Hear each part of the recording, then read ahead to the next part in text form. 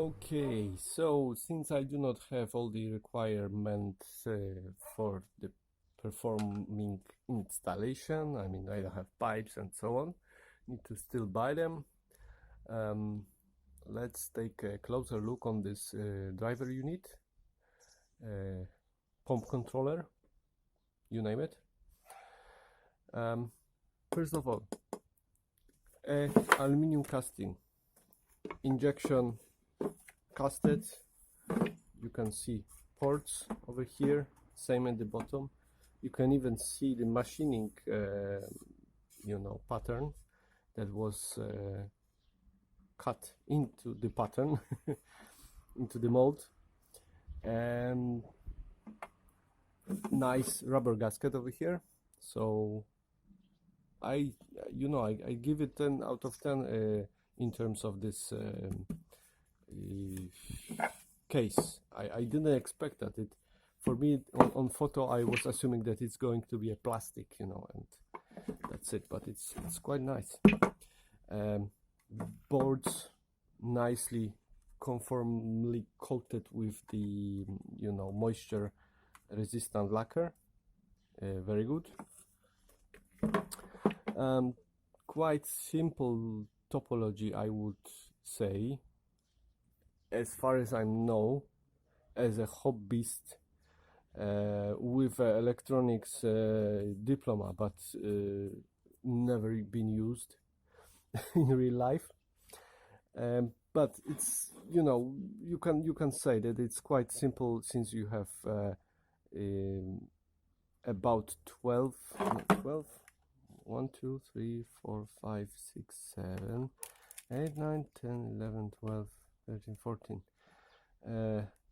transistors, although I think this pair over here will rather be connected to the power supply part of it. So this 12 will go to our coils. So we have set of 3 MOSFETs per coil.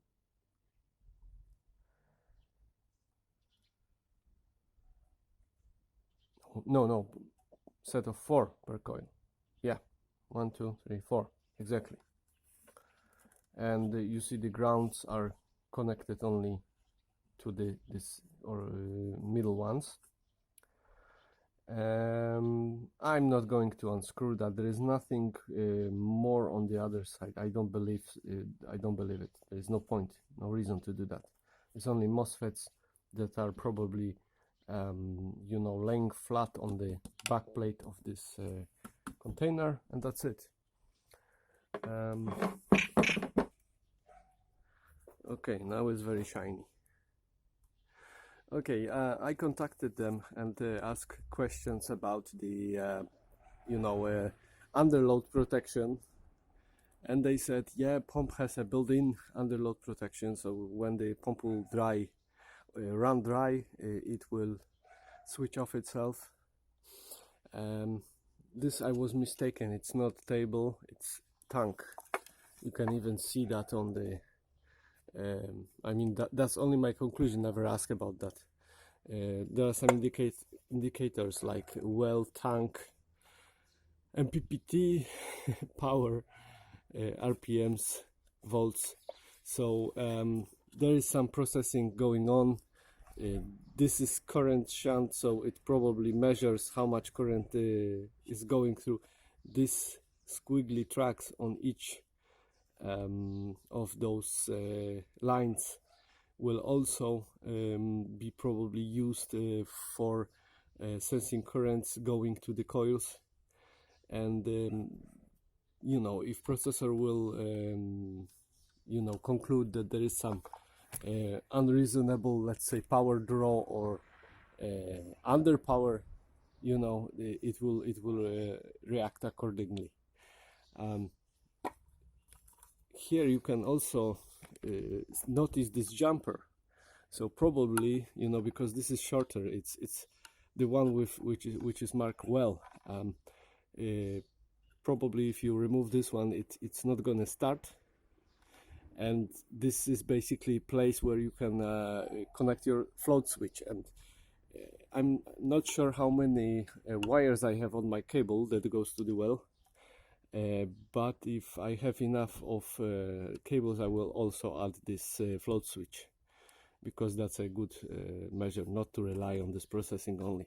The pump will always suffer from, you know, this abnormal situations like no water in the well. And we are in Cyprus. It's very possible that this situation will happen. We lost the previous pump not without a reason. And the chip, I don't know if you want the you know, numbers of the chips. They are very difficult to read, and because the of the conformal caulking. If you really want those symbols, let me know in the comments. I'm gonna read it to you. Otherwise, you know, the capacitors, some generic brand SLF. I have no idea if this is good or bad. And the also there is a, you know, 4-pin connector, probably a UART or other interface to program or test the microcontroller. Yeah, and that's it.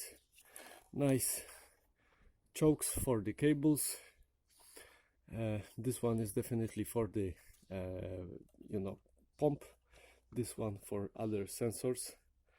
And you know, if you have those, why not to connect them? Of course. Possibly if the tank high will be connected, it's going to stop the pump from working, I assume. And that's it. That's for today. See you in the next video. More videos coming.